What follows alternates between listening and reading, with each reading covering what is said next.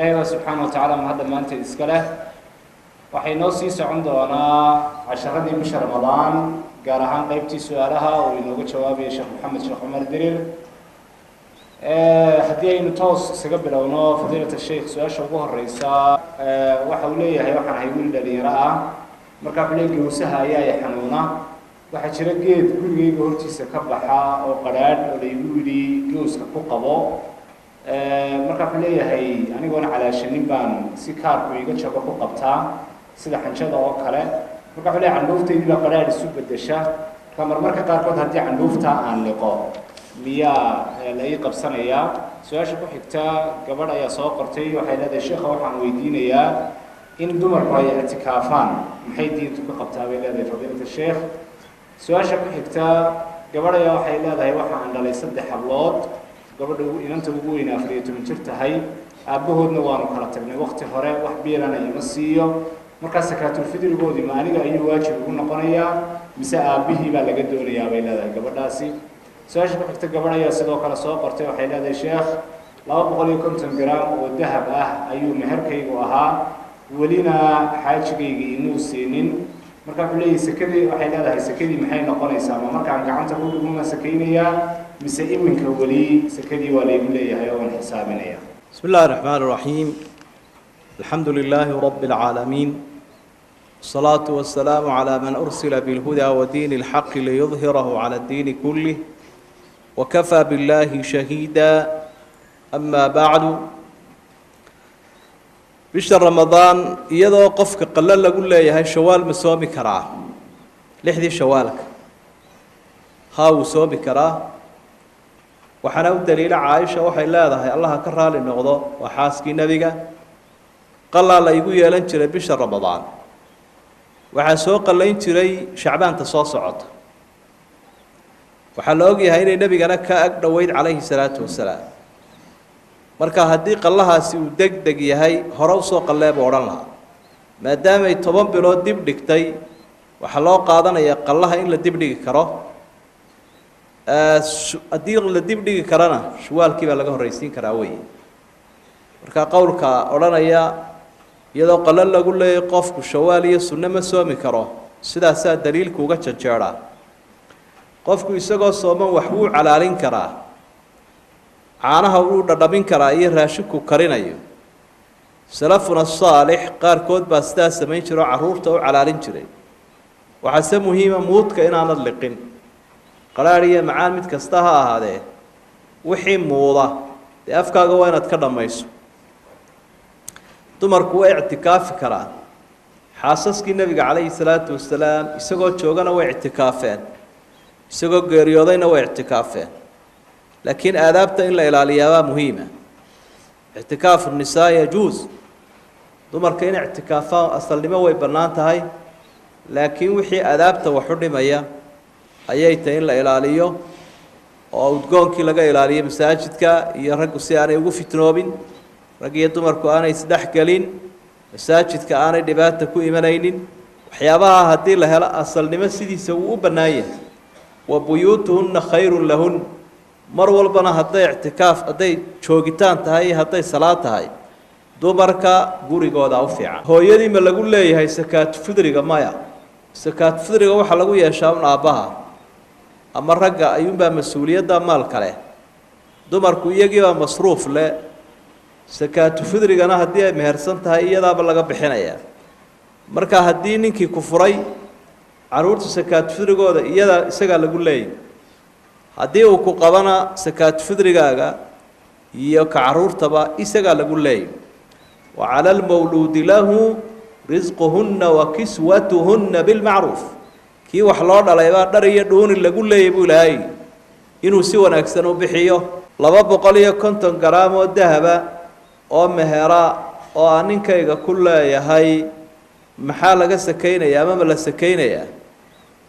ninkaagu haddii uu kari karayo bixin karayo oo adigu aad ku daysoonad ka qaadanin sakadii waad ka bixinaysaa waa lacag account-ka ku taala account-kiisa ku taala waad sakeynaysaa ninkaagu haddii aanu waxba haysaninna oo uu daynta aanu kari karayn inuu bixiyana beriga aad ka hesho ayuunbaad sakayn doontaa sanadka u dambeeya wallahu aclam. jazaaka allahu khayran.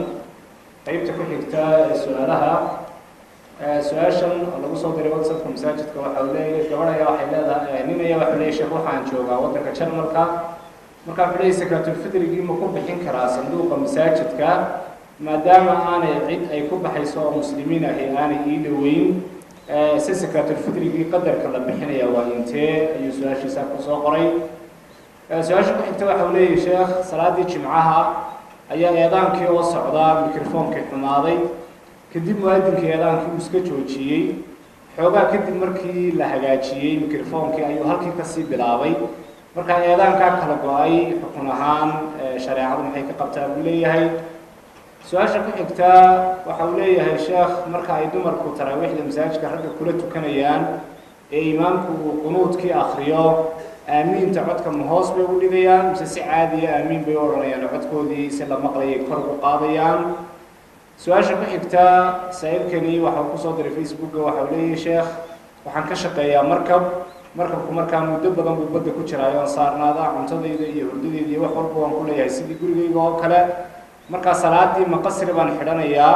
mise sidii caadiga ahayd ayaan u tukanayaa maadaama waqti aada u dheer aan saaranahay buu leeyahay badda. su-aasha ku xigta waxa uu leeyahay sheekh waxa aan mas-uul ka ahay dukaanna ii dhiibay markaa qof ayaan lacag amaahiyey anigoon u sheegin qofkii mulkiile ahaa qofkii aan lacagta amaahiyey alaab ayuu ku iibsanayay buu leeyahay lacagta markaa amaahda noocaasi aan bixinayo anigoo aan mulkiilihii u sheegin maan sax ma tahay buu leeyahay.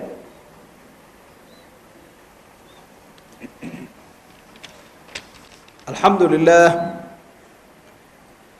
sakaatulfidriga laguma bixiyo masaajidada iyo goobaha cibaadada sakadii xooluhuna waa la mid sakadana waxaa iskale 8 qolo oo qur-aanka ilaahay ku cayimay oo xataa nebiga aanu u xil saarin calayhi salaatu wasalaam nebigu wuxuu lahaa bahashan ilaahay baa sakada ilaahay baa soo qaybiya nebigaba uma xil saarin aayaddaa suuratu tawba ku sugan إنما الصدقات للفقراء والمساكين والعاملين عليها والمؤلفة قلوبهم وفي الرقاب والغارمين وفي سبيل الله وابن السبيل استيدا قلاله إن لقوا عيارا معها حلو عيما يماشي للدونها دي لقينيو مقتل لقوا ما بحنايو سكات فدري قاران كلا يسكورورينيو لقوا ما بحنايو سكادي حولها بان لا أدو ولا بدو اسكو سكون goobaha cibaadada madaariska iyo masaajidada iyo laguma bixinayo qowlka raajixa waa sidaa wixii kale waa qiilal weeye iyo qiyaasyo asalku waa sidaas weeye waqtigii nabigaba masaajidaa jiray oo goobo wax lagu bartaa jiray oo kuma bixin jirin qadarka la bixinayaa waa 2 kiilo iyo badh marka si fiican loo wafeeyo 2 kiilo iyo badh oo raashinka la isticmaalayaa ee aan ahayn waxyaabaha faakihaysiga sida saliida iyo sonkorta iyo kuwa laguma bixinayo adaanka haddii uu kala go-ay oo laydhkii damayo uu kala go-ay oo waqti dhaqsaa uu kusoo noqday laydhku yuwaasal waa lasii xidhiidhinayaa halkii baa laga sii wadaya haddii laakiin waqtigu maqnaa ay badnayd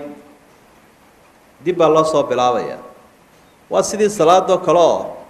waa طuul الفصل وaqصر الفصل intii gaabkii u dhaxeeyay marna gaabta salaada marna dheeraada marka assalaamu calaykum la yiraahdo hadii la yiraahdo salaadii may naga dhimantay ay way naga dhimantay waa mis ragcadood bay naga dhiman inta ama hal aamusnaadaba in yar la fadhiyo kooban ilbiriqsiya oo dib loo xusuusto wixii jiray waa la sii xidhiidhinaya laakiin idaa taala الفصل يبدأ هذه صلاة وقتي ودحيي وديرادو ومراد iska wardidood sunaysatay baad xusuusatay ragcada ka dhiban waad soo bilaabaysa saasoo kale weeye dumarku xagga ragga marka la eego raggun bay la mid yihiin salaada xageeda iyo cibaadaadka wixii sharcigu kala duwan mooyaane masaladan aamiinta waxay ku kala duwan yihiin ma aha ragga iyo dumarku waa iskaga mid laakiin codkun baanay kor u qaadayn iyaga isbaqashiinaya cod laakiin dheer kor uma qaadayaan oo guud ahaanba marka la eego rafcu sawt meelaha ay kaga duwan yihiin bay ka mid tahay intaasay kaga duwanaan karaan aamiintii way odhanayaan laakiin codkii kor uma qaadayaan qofka shaqadiisu ay tahay safarka hadduu diyaarad wado hadduu dooni wado gaadhi iyo markab midku doonaya ha wado way dhacdaa dad badan oo shaqadoodu safar ay tahay markaa horta laba arrimood bay u bannaan yihiin oo inuu gaabiyaano way u bannaantahay inuu dhammaystiraano way u bannaan tahay culimada qayb ka mid a baa waxay idhahdaan kol haddii shaqadiisii safar ay tahay waa inuu dhammaystiro salaadii ilaa weligiiba safar kama baxaye sidii muqiimkii nagaayoo kale u noqday almuhim mar haddii asalkii uu ku taagan yahay oo safar uu ku jiro qofkaasi ruksadii wuu haystaa gaabintii salaada iyo isugeyntii labadaba su-aasha kale ee odhanaysa qofkii shaqaalaha ahaabaa wixii lacagtii uu ka shaqaynayay dad amaahiyey ma u bannaan tahay maya uma bannaana ilaa biidni lmaalik qofka meherada lahoo fasaxa mooyaane cid inuu wax amaahiyo uma bannaana aan loo fasaxin wuu ku gafayaa hadduu amaahiyo oo wixii la dafirana isagaa isu qaba oo goodho marka meherada la xisaabo yidhaahdo intaasaan cid amaahiyey aan lala ogolayn isaga ayaa loo raacayaa xisaabtaa isagaa isu qaba wixii halkaa ku dhacma waayo wixii tasarufkiisa way ka baxsantahay amaahdu waa khatarahay ka mid tahay waxyaabaha maalka lumiyay ka mid tahay saa daraaddeed khatar marka loo bandhigayo maalka maaligii iyo hantiilu waa inuu ogolaadaa wallahu aclam jazaaka allahu khayran qeybta ugu dambaysa su-aalaha saa-iilkani waxa uu leeyahay sheekh waxaa jira xadiidka nebigu calayhi salaatu wasalaam uu ku tilmaamayay in dumarka 4 lagu doorto si gaar ahna wuxuu usii tilmaamay gabadha diinta leh marka su-aashu waxay tahay diinta leh maxaa looga jeedaa gabadh muslimad ah miyaa lagu gaabsanayaa mise waa gabadh muslimad oo aqoon diimeed leh oo xijaaban oo waxyaabo kala sii raacaya mise islaamka unbaa ay ku ekaanaysaa buu leeyahay marka maxaa looga jeedaa fadfal bidaat diin su-aasha labaad saa-iilkan waxa uu leeyahay sheekh aabbahay ayaa waxa uu dhintay muddo hadda 10 sano laga joogo welina xoolihii aabbahay nooga tegay maana kala dhaxlanin marka aniga ayaa codsi soo jeediyey buu leeyahay in xoolaha la dhaxlo maadaama aan baahi anigu u qabo walaalahaygii kalena iyagoon baahi u qabin awgeed way iga diideen marka maxay igu waajib uu leeyahay shareeca ahaan miyaan ku qasbi karaa in xoolihii la dhaxlo su-aasha ugu dambaysa gabadh ayaa soo qortay sheekh waxay leedahay waxaan ahay hooyo muslimad ah waxaan joogaa dalalkaas qurbaha marka waxay leedahay caruur aan dhalay haddii aan rabay inaan u wanqalo miyaan usoo diri karaa dadka abaaraysan ee dalka ku nool wanqashaasi meelahan baahida badan loo qabo hilibkaas loogu cuno bay leedahay ruuxa dumarka ah marka la leeyahay fadfar bidaati diin ama qofkan la leeyahay diin buu leeyahay iyo diin ma leh ma huwa diin diini maxay tahay addiinu maa yudaan diintu waa dhaqanku islaamina uu noqon karaa mid kii islaamka ah midaan islaam ahayna uu noqon karaa sidaa daraaddeed qofka la leeyahay waa inuu diin leeyahay waa inuu diintii islaamka ku dhaqmayo ma aha inuu caalim yahay asxaabtii nebiguba culimo may wada ahayn laakiin waa inuu shareecadii ku dhaqmayo waajibaadkiina fulinayo munkaraadkii iyo xaaraantiina iskaga tegayo diintiisii haysto qof cibaado ilaahay rumaysan cibaadaysanaya akhlaaqdii iyo dhaqankii wanaagsanaa leh macaasidii iskaga tegaya cilmi badan bayuu lahaan ama cilmi bayuu lahaan qof cibaadaysanaya oo diintii islaamka ku dhaqmaya weeye ka looga jeedaa ma aha qof diinta yaqaana oo keliya way dhici kartaa isagoo diinta yaqaana inaanu diinta ku dhaqmayn fansalakha minhaa kii la yidhi ka dhex siibtay oo kale oo cilmigii oo dhan saa u shubaya laakinahu laa yusalli walaa yasuum aan cibaadaba lahayn marka addiin maa yudaan diini waa waxa lagu dhaqmo markaasaa la yidhahdaa qofku diin buu leeyahy haddaanu ku dhaqminna haba yaqaanee diin male dee waxba kama jiraan marka hadday daynu mid tafsiirka akhrido sheekhadahe waxaad raadinaysaa un qof islaama oo xijaaban oo akhlaaqiyaadkii aadaabtii anshixii dhaqankii intaa leh dhaxalka marka ay dhaxlayaashii wada lahaa mid ka midihii uu doono oo idhaahdo anigu dhaxalkaygii baan doonayaa ama yaanu dooninba ee uu u baahan yahay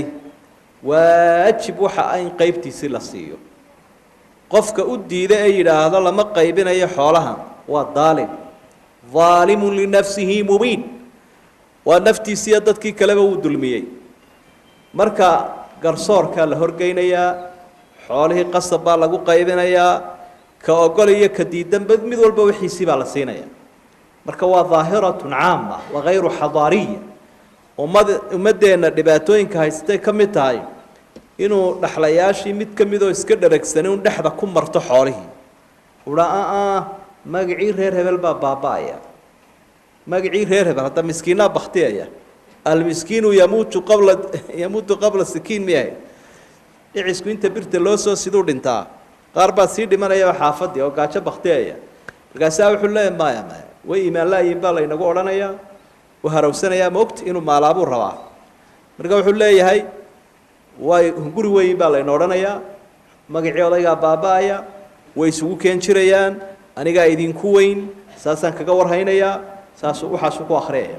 qaar badanna halkan ay ka qaylinayaan weliba dumarka la guursadee baa u badane xaasaska ah oo lagu cadaadiyo annaga mahida reer hebel baad guursato xoolo aanu leenahay annaga reere kala geyn mayside yaradbaa baanu ku lahayne meeshaada iska fadhi hana wareerinine waxaasayna haysta soo wax jira ma waa waaqica jira wey qofka xagga shareecadeenna dhaxalka waktiga la qaybinayaa waxa weeye markay meydka xoolahan lahaa naftu ka baxdo qofkii hantiilahaa markay naftu ka baxdo shuraakaa bilaabmay dhaxlayaashiibaa shuraako noqday xataa intaan la aasin waa la qaybin karaa hadduu kaashalkaa yaalo caddaanoo dabeetana inoo odayga waynu aasi doonaaye inoo qaybiya haddii la yidha xaq bay u leeyihin dadku xataa la sugi maayo ilmaha yar intuu qaan gaadhayo xataa la sugi maayo kawaalan intuu miirsanayo waa arrimo fako a sii moogta xataa la sugi maayo kan urka ku jira intuu dhalanayo bal ka sheekee mid baa urka kusoo jiro 2 bilood u hadhan yihin markaa waxaa la odhanayaa sideebuu ku badsan karaa ma wiil ma gabadh ma mataano siduu ku badsan karo un baynu ugu qaybinaynaa hadhowto haddii baaqi ka soo hadhana waa loo qaybin doonaa laakiin isagoo uurkiisaa ku jiraan la sugayn intuu dhalanaye waa la qaybinaya waxaan ugu sii dheeraanayaa masalada waa mushkila ijtimaaciya waa mushkilo bulshadeennu ay leedahay markaa dadkan isku raran ee kuwii miyigu gaajaysan yihiin ee ka magaaladu wixii maalay ee geelii qola iska haysta laga daayo markaa qofku uu dhinto ee kharashkii laga bixiyo waa in dadka xaqoodii la kala siiyaa si aan dulmi u kala raacin hadday dhacdo dadka qaarkood inay sii maalaan dhaxalka oo ama ay xoolihii sii intifaacsadaan ama meheradihii sii kiraystaan xisaabi xil ma leh ama guryihii iskaga sii jiraan waxaa la leeyahay guryahan inaga dhaxeeyay yaa ku jiray hebel imise sanu ku jiray 10 sana loogu garaacayaa bishii dilaalinta loo diraya waxa la oranayaa dilaalow imisa gurigan lagu kireystaa bishii inta sanadkii misu noqonaya 10 sana lagu dhufanaya waxa laga yaabaa dhaxalkiisiiba inuu kirada noqdaba خلاص kuwii kirada cunayay oo loo xisaabinaya kii wax geliye maal gelin hantida ku sameeyay isagana waa loo xisaabinaya wixiisii baa loo jaraya almuhim meeshu waxa weeyaa qofku mar hadduu dhinto wax masaariif la yiraahdo ma jiro agoon baa masaariif loo qorayaa islaantii meerada ahayd baa masaariif la siinaya in lagu samafalo mooy xaq uma leh qof waliba xaq wuxuu u leeyahay dhaxal oorihiina meher baa ugu darbaya marka yaan la isku xidhxidhin dadka marka hal la kala siiyo hooyooyinka iyo awowyaasha iyo ehelka iyo ha kala siiyaan dadka dhaxalkooda waxa markaa xusid mudan hadday jiraan dhaxlayaasha qaarkood oo waxoodii aan wadi karayn oo ama agoon yaryara ama sidaa wax u liqayo sufaha ama waalan gacanta lagu haynaya wixiisii oo cayiman ayaa ciidda xigtadiisa ah weligiisa ah wax u maamulaya ayaa gacanta ugu haynaya ka biilinaya oo hagaajinaya waana loo sheegaya waxa la leeyahay waxaas waa waxaagi laakiin de waa lagu maamulaya waa lagu hagaajinaya oo lama ogolo xoolin la dayaco wala tutusufaha amwalakum maalkiina buu ilaahay leeyahay maalkooda ma oran ha u dhiibina maalkoodii ayaa looga jeeda aayadda marka maalkiisii aad u haynaysa qofkii mar haddaan u dhammaystirnay inuu dhiban yahay marka sidaasaa labada arrimood way kala baxsan yihiin wixiisii waa loo cayimi laakiin waa haddii aanu maamulan karayn waa loo maamulayo waa loo maalgelin oo waa laga masruufi وهذا ما أقول وأستغفر الله دنبجنا الله ضاف كوارد كنا الله ضاف صومك إيه صلاة إيه سكدة إيه عبادة إن كنا الله ينجا أقبله عبادة الله ينجا أقبله ليلة القدر جنا الله ينوافتشيو أنت بكتنا الله عافيه أنت بكت الله عافيه عذرك عافي ماذا الله يقول بدله كل يسفل أول كموسى عبد بقى كم إذا هذا آذ بكاء مالتي إلهي كتر القاضي عذرك الله كتر القاضي الله كتر القاضي يسقي يحب كذا السلام عليكم ورحمة الله وبركاته